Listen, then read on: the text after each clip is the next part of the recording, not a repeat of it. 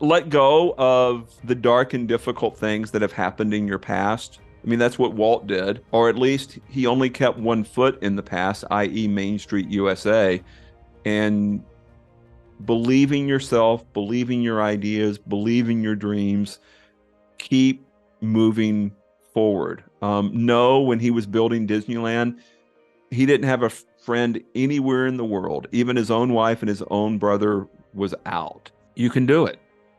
You just have to not just believe, but get up and start taking action. You can always overthink, but you can never overact.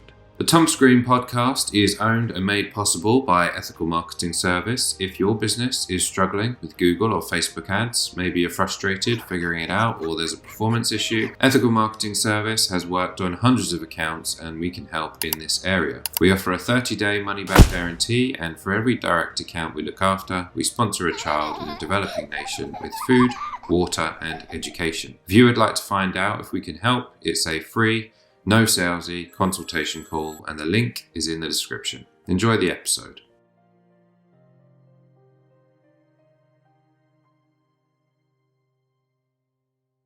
Thomas Green here with Ethical Marketing Service. On the episode today, we have Jeff Barnes. Jeff, welcome. Hi, Thomas. Would you like to take a moment and tell the audience a bit about yourself and what you do?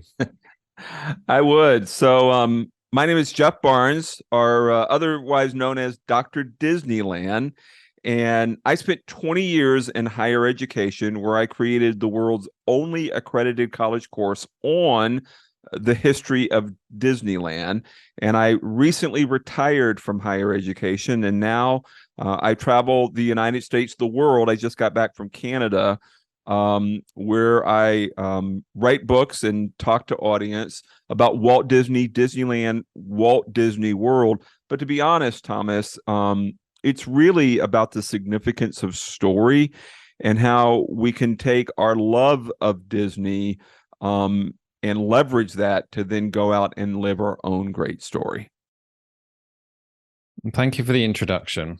I am fascinated by the concept of, I think people do recognize that Walt or his company, one of the two, and I'd like to ask you a bit about that, have made a massive impact on the world. But not many people have, let's say, created a course based on him or, who speak about Walt and written books about him. So why did you do those things?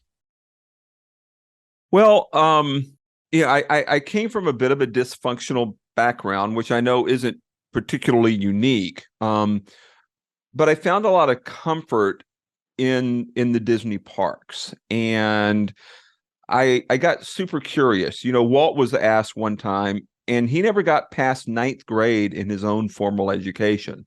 But he was asked one time, "Hey, what do you think is the secret to success?" And Walt said, it really comes down to 4 C's. And coming out of higher education, there's a lot of students who think C's get degrees, right? So Walt may have been onto something. Walt's 4 C's to success were confidence, courage, consistency, and curiosity. And out of those 4, at least for me, I'm insatiably curious. And because I loved Disneyland, I was super curious about Walt Disney's story. And he wasn't born successful. I think we can all identify with that. Impoverished childhood, difficult relationship with his father, bankrupt with his first studio nearly 100 years ago at the age of 21, lost his first successful cartoon character, which was not Mickey Mouse. And then when it came time to do the world's first full-length animated feature film, Snow White and the Seven Dwarfs, no one, to include his own brother, thought he should expand beyond the success of the short cartoons. And at age 53, when he wanted to get into the amusement park business, everyone thought that Disneyland would be bankrupt, shuttered, and forgotten in 6 months or less. And so I fell in love with that story of resilience, adversity, overcoming obstacles. And for all of Walt's success, he most wanted to be remembered as a storyteller. And I just fell in love with the story. It's an amazing answer. Thank you. And in my previous question, I alluded to the fact that I don't know why, but what springs to me is how do you differentiate between Walt Disney, the man, and Disney, the company, when you're discussing these topics? That is a beautiful question, and there absolutely is a distinction. Walt, the individual, over time became a brand. And even Walt recognized that he wasn't Walt Disney. And what he meant by that was Walt Disney doesn't smoke, and Walt smoked. Walt Disney doesn't drink, and Walt drank. And the person that we saw on television, starting on Wednesday nights with the Disneyland TV program that came on ABC, and then eventually the Sunday night program, which was on NBC television, that was a particular persona that I think the country and over time the world fell in love with. And Walt was the persona and the voice behind Mickey Mouse.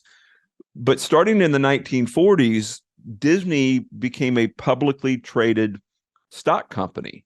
And those two are not necessarily the same thing.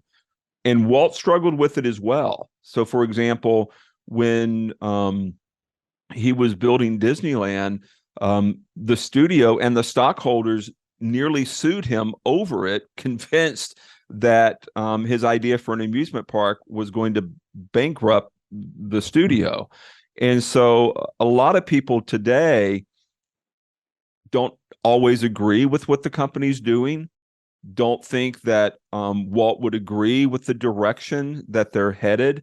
And you have to recognize that they're not necessarily answering to Walt's legacy.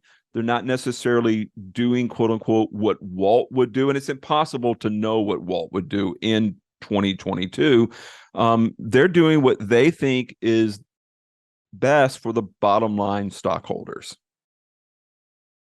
Well, you mentioned resiliency in your previous answer, and what do you think are the main messages, or some of the main messages from the films that, based on his experience of life, that he tried to put into those films so that kids could learn from them? Well, I think it starts with what Walt understood story to be, and the temptation is to associate story with once upon a time and happily ever after.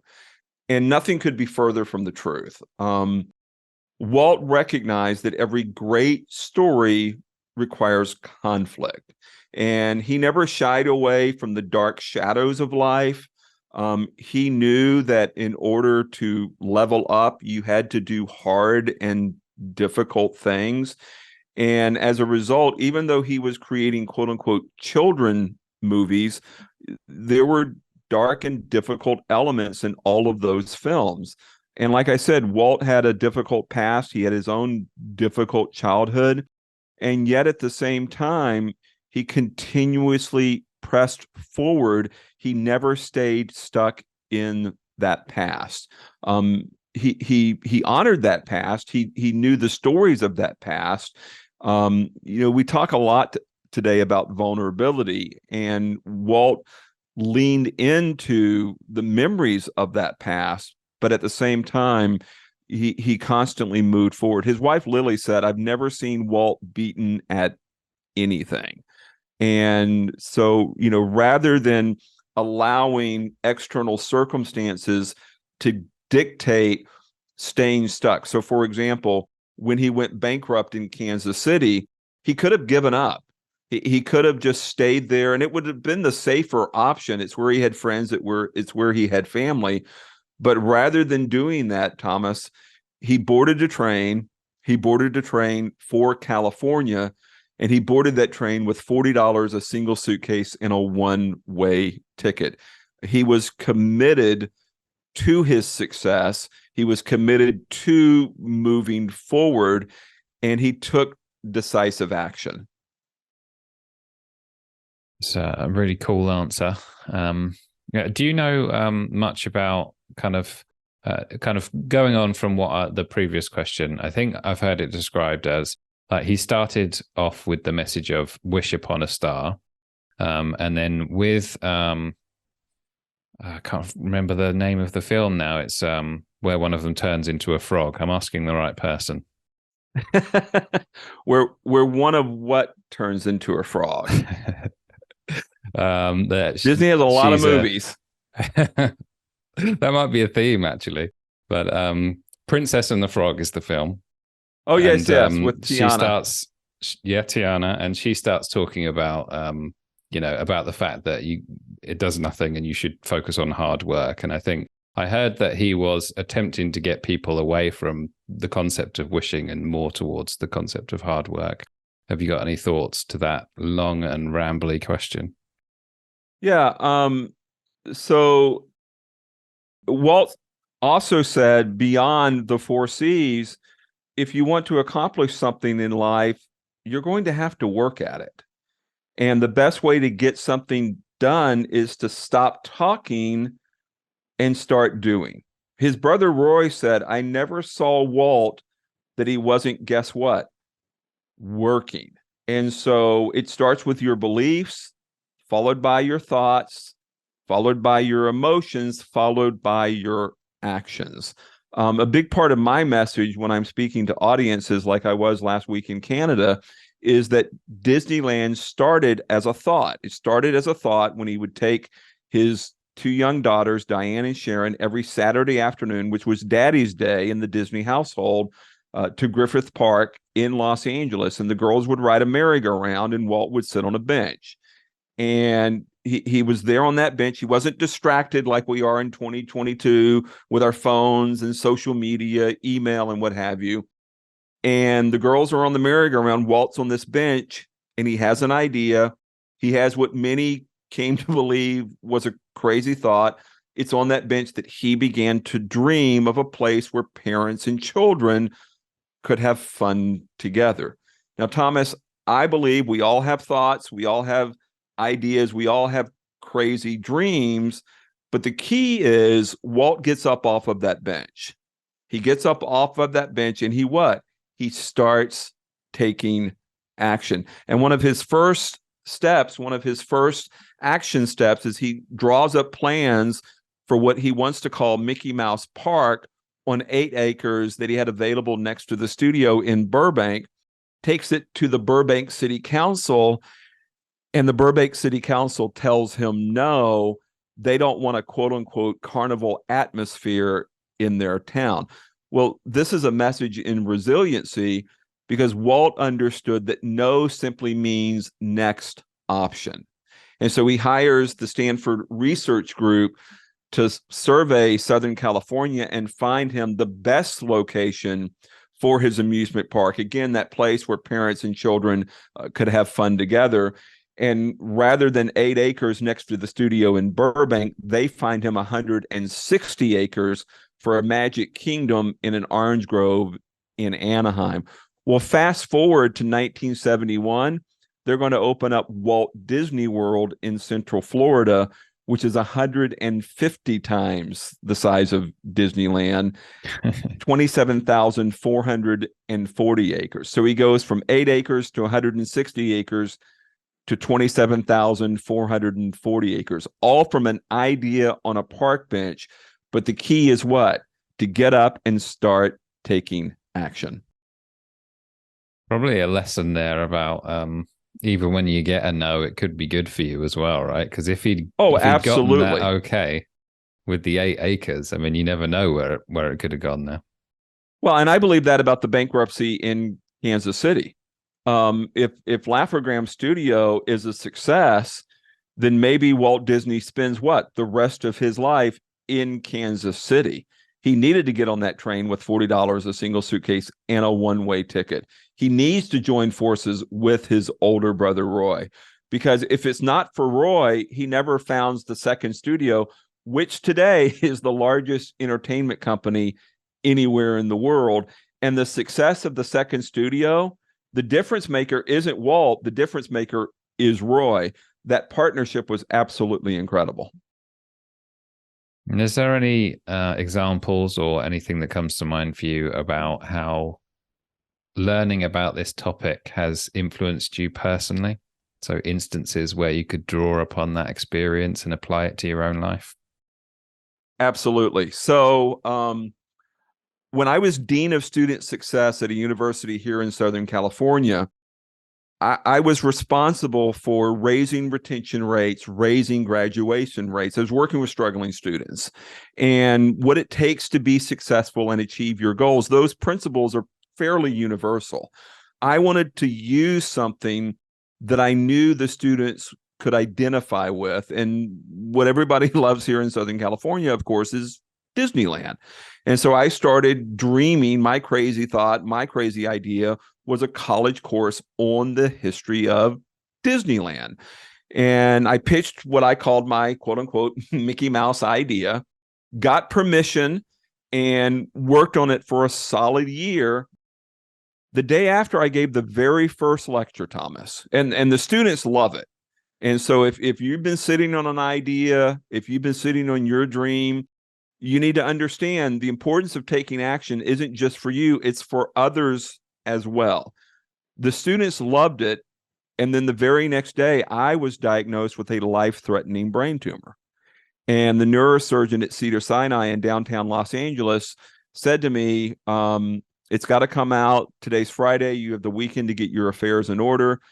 We're going to operate on Tuesday. Because of the invasiveness of the surgery, recovery time is 2 months, and you're going to be out of work that entire time, which meant the class would be canceled, and who knows if it would ever get scheduled again. I thought about it for about half a second, and I remembered Walt boarding that train in Kansas City and boarding that train with $40, a single suitcase, and a one-way ticket. And I absolutely refused. The neurosurgeon thought I was nuts. And he wanted to know, well, what class are you teaching that's so important and so significant that you're willing to take that kind of risk? Thomas, when I said to him history of, well, Disneyland, I thought he was going to kill me before the tumor ever had a chance.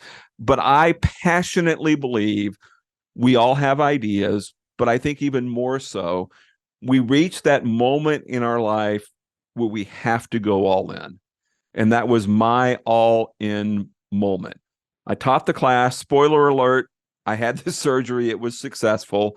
And I went on to write 2 best-selling books. And now, again, I travel the country and the world as an inspirational, motivational speaker.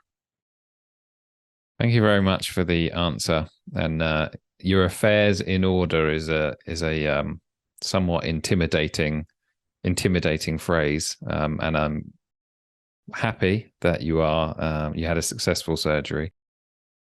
For those who perhaps also have received that message, either let's say they're going for brain surgery or someone says to them, get your affairs in order, what can you help them with? Those are tough moments. And we all have to recognize life is short and we don't have forever. And, the ideas, the crazy thoughts, the dreams that you're sitting on, you got to get up off your own personal park bench and start taking action.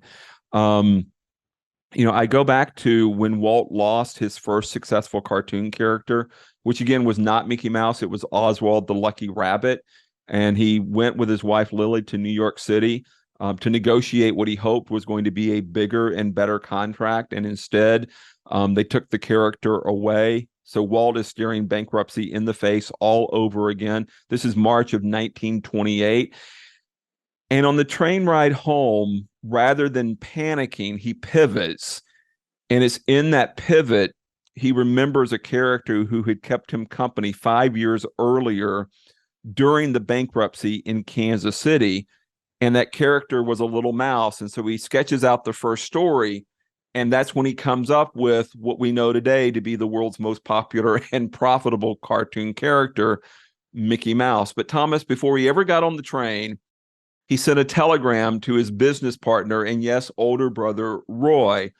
And part of that telegram said, do not worry, everything okay. And I believe in our own individual life, career, professional, business story, we're always in a crisis, coming out of a crisis, or headed into a crisis. And the constant message we need to be telling ourselves is exactly what Walt said to Roy: do not worry, everything okay. And yeah, you might be looking at bankruptcy, you might be looking at a brain tumor, um, but it's all in terms of how we frame our own life story. And for me, yeah, the biggest conflict I ever faced was that brain tumor, but it also gave me what I've always wanted, and that was the opportunity to be an author, the opportunity to not just be a speaker, but a full-time speaker. And what we need to recognize is the bigger our dragons, the better our story. The great answer. Thank you for sharing it. You referenced the class that you were going to teach, and if I'm not mistaken, you said it was on goals. Is that right? Well, it was so I used Disneyland as a vehicle for getting students to understand the importance of adversity, conflict, obstacles, and achieving their own goals and their own success. And now, because I'm no longer at the university, I write and speak full time. I've actually moved the course to an online format so folks can take it anywhere in the world. But yes, it focuses on the history of Walt, the history of Disneyland, but it has very much a success and goal element to it. And what can we learn from Walt on goals? Well, the importance of your ideas, the importance of framing your life in the context of story, the importance of taking action, recognizing, and you picked up on this already, that our adversities are moving us forward to where we want and need to be. And I think in addition to all of that, the park itself teaches us some wonderful lessons. So for example, Walt, having been a producer in Hollywood for decades before he built Disneyland, now is going to be telling stories in an outdoor environment. He's going to lose the control that he was accustomed to vis-a-vis a soundstage. So how is he going to get that control back? Well, the solution came when he dredged out 350 tons of dirt in the rivers of America in Frontierland. And he took those 350 tons of dirt and built a 20 to 12-foot earthen berm around the perimeter of the park. And if you've ever been to Disneyland, you ever been to the original Magic Kingdom, you're in Southern California, which is home to some 25 million people. And yet, interestingly enough, you're inside Disneyland. It's magical. It's an escape. You would never in a million years think that you're surrounded by, again, 25 million people. And it's because of that perimeter. It's because of that berm. It keeps the magic of the Magic Kingdom in and the distractions of the outside world out. And I challenge people all the time, you need to build a berm around your big ideas, around your big goals. So many of us, we get up every single day and we do the same thing over and over and over again. We get up, we go to work, we check our email, we listen to our voicemails, we attend the same meetings, and we wonder why nothing changes in our life. If you were to build a berm around your calendar, and believe it or not, it doesn't really take more than 5 to 20 minutes in terms of a daily habit. But if you were to build some sort of berm in your calendar for your big ideas, for your big goals, focus, keep those distractions out, your life would change really quick 3 months or a year from now. I had been wanting to write my first book for more than 2 decades. And on the other side of brain surgery, after not knowing how to do it for 20 years, I finished it in 142 days. And part of that was because I got over myself because, we'd been staring death in the face. But then secondly, I used the berm. I put that on my calendar. and I got serious about it. I wrote no less than 333 words every single day. Sometimes I wrote more, but no less than 333 words. And 142 days later, I sent it to the editor. So if you can build that berm around your calendar about the big things that you're not doing instead of the other things that you're doing every single day, you can level up in your life pretty quickly. Congratulations on becoming an author. Thank you. Everything that you kind of highlight about him makes me think he had such an impact on the world, and in a way still does. Is there anyone that you think is comparable in modern day life? I actually think that Steve Jobs, and I know Steve Jobs isn't with us anymore either, but Steve Jobs, so Walt came from the Midwest. He was born in Chicago, Illinois in December of 1901, and then migrated to California in 1923. Steve Jobs was born in California, but for me, Steve Jobs was sort of the second half 20th century version of Walt Disney in terms of his vision and the way in which he had an impact on the world. Now, Steve's personality, I think, was a little bit different, and I think some of that was a byproduct of growing up in a different time and growing up on the West Coast versus, say, the Midwest. Interesting. Thank you. And by the way, when Steve Jobs died, he was Disney's largest shareholder. Oh, I didn't know that. But yeah, like you said, highlighting a slight difference in the personality there, because he was known for being a bit rough. But it does make me think about perhaps the misconceptions we have about Walt. So are there any misconceptions that you hear that you just know are flat out false? Well, first of all, Walt was probably rougher around the edges than we realize. I read something the other day that the Walt we see on television was a little bit smoother than the Walt in person. I don't know that you achieve that level of success without being a bit of an SOB, quite frankly. And Walt could certainly be that, maybe not on television, but he could certainly be that in person. And then, secondly, he didn't have a lot of friends. He didn't socialize a ton. He didn't like going out. Walt enjoyed his family, and he enjoyed his work. What did you make of the Tom Hanks portrayal of him? I enjoyed that movie quite a bit. I think Tom Hanks did a fairly good job.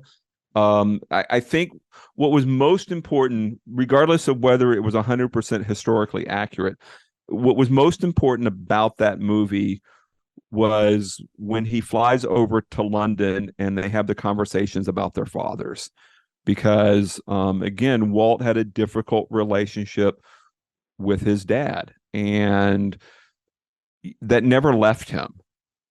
Walt, again, born in Chicago, the only good memories from his childhood were the few short years he spent on a farm in Marceline, Missouri. And his dad wasn't in good health. As a result, the farm failed. They ended up selling the farm when Walt was 9 years old, and it absolutely broke the little boy's heart. And when Walt was building Disneyland, he wanted to create a single entrance in and a single exit out, which every amusement park operator in the world thought was a complete disaster.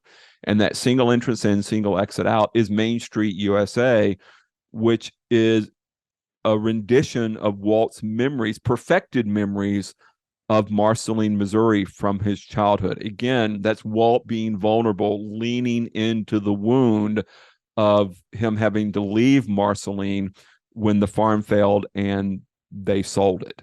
So again, it's a very touching moment in the film when he talks about his dad, because he didn't have very good memories. After the success of Snow White and the Seven Dwarfs, he has the money to build the studio that is in Burbank to this day. And he's taking his dad around trying to give his dad a tour, and his dad doesn't understand it at all. Like, he's like, son, what do you do here? What is this for? What can you accomplish here? And his son Walt is trying to explain, well, it's a studio. I make my movies. This is where we're going to, do Pinocchio and, Dumbo. And Elias doesn't understand it at all. And finally, out of frustration, Walt, exasperated, says, it's a hospital, Dad. And finally, Elias goes, oh, okay. It's a great answer. Thank you. For whatever reason, the way my mind works, perhaps, when I first had a look at the website, I was like, do you have any copyright considerations when you're talking about Disney and that type of topic? Is that front of mind for you at all?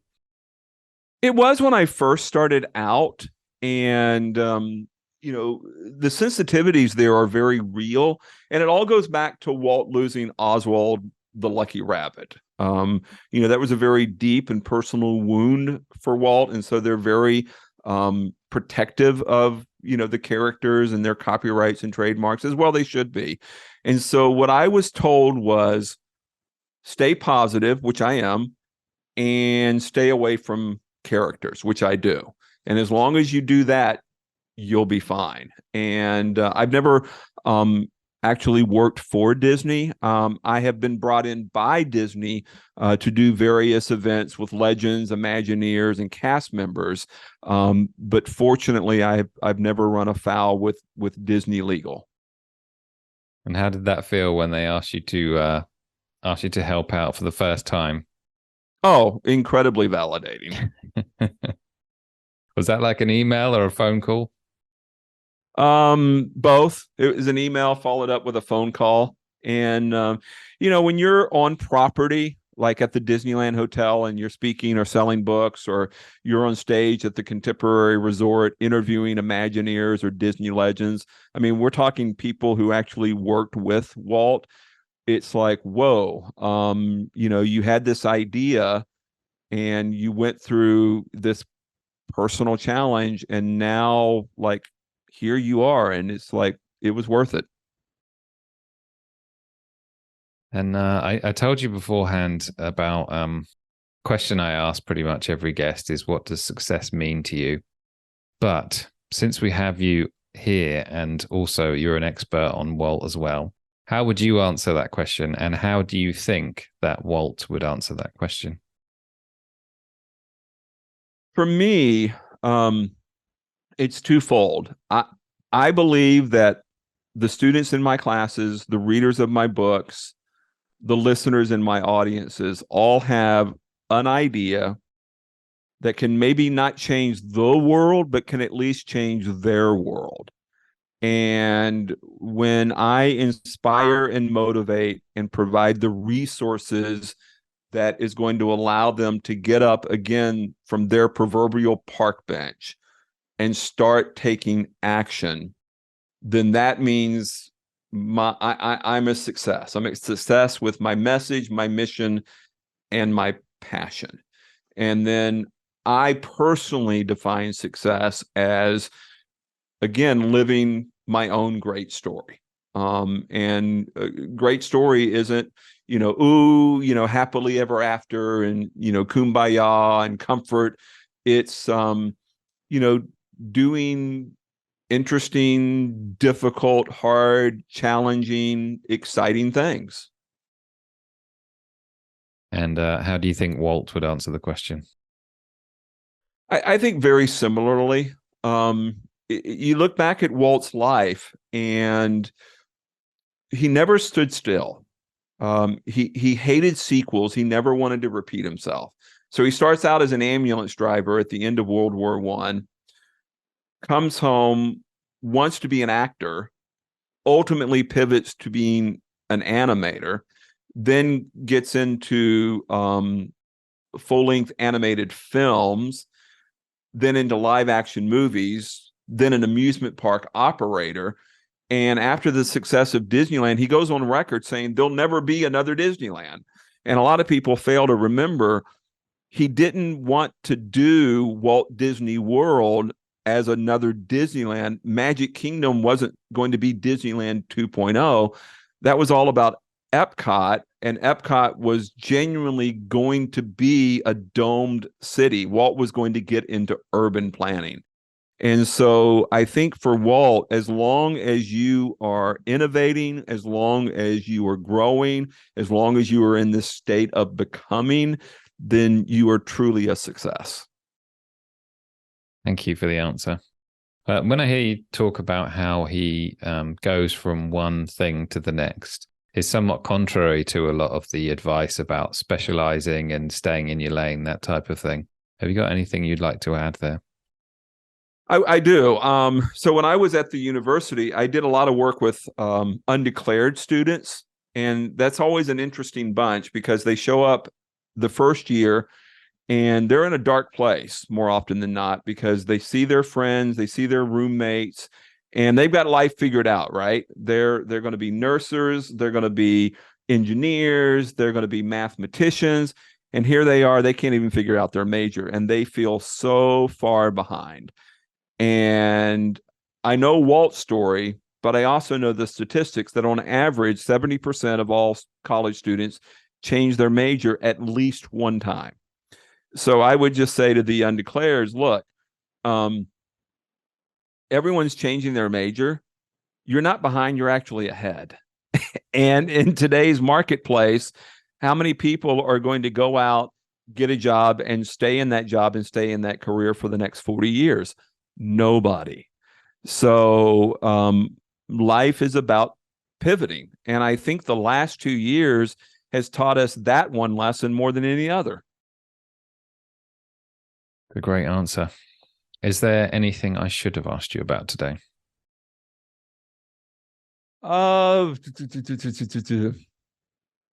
Maybe what's my favorite Disney park attraction? Something fun. Go on then. What is it?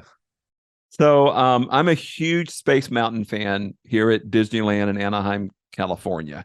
And I know I love doing the motivational, inspirational, let's see what we can learn from Walt. Let's see how we can level up in life. But there is still the let's go to the park and have fun. And when I had the surgery, and I've had two, by the way, I had the first one was 2014, and then I had a second one in 2020. And each time I was grounded from doing, the real fun rides at the parks. But what I miss most and what I enjoy the most is being on Space Mountain. And I'll follow it up because I'm kind of somewhat copying your question, just with a slight tweak. What's your favorite Disney movie? Dumbo. Why? I cheer and root for the underdog. You like the bit where Dumbo gets a bit drunk and sees all the hallucinations? Yeah. Do you have any closing thoughts for us today? Let go of the dark and difficult things that have happened in your past. I mean, that's what Walt did. Or at least he only kept one foot in the past, i.e. Main Street USA, and believing yourself, believing your ideas, believing your dreams, keep moving forward. No, when he was building Disneyland, he didn't have a friend anywhere in the world. Even his own wife and his own brother was out. And today the sun doesn't set on a Disney park anywhere in the world. When Walt Disney World was closed for 2 days due to Hurricane Ian, the company lost $80 million a day. So you can do it. You just have to not just believe, but get up and start taking action. You can always overthink, but you can never overact. For people who enjoyed our conversation today or want to get in touch with you, how do they do that? So you can find me at thewisdomofwalt.com, and you can send me an email, Jeff at thewisdomofwalt.com. And then I have a free blog, and you'll find this on the website. Sign up. You'll immediately get a nice PDF on 7 leadership lessons from the happiest place on earth. And then a weekly Wednesdays with Walt email, which will be a weekly source of inspiration, motivation. And then my books are available on Amazon in all modalities, whether you want it in hardback, paperback, ebook, audiobook. But again, the best place is to just find me at thewisdomofwalt.com. You can email me there, sign up for my blog. And if you sign up for the blog, you'll get updates on when the next section of my History of Disneyland class is going to be offered. Well, thank you for your contribution. I think what you've shared today has a lot of value. And I think also it's very different. So it's nice to see people who are just not doing the same, I don't know, let's say being a coach where they're just talking about goals. It's actually something a bit more refreshing, which I guess is a lesson you've learned from Walt, right? But thank you for being a great guest today. Thank you, Thomas.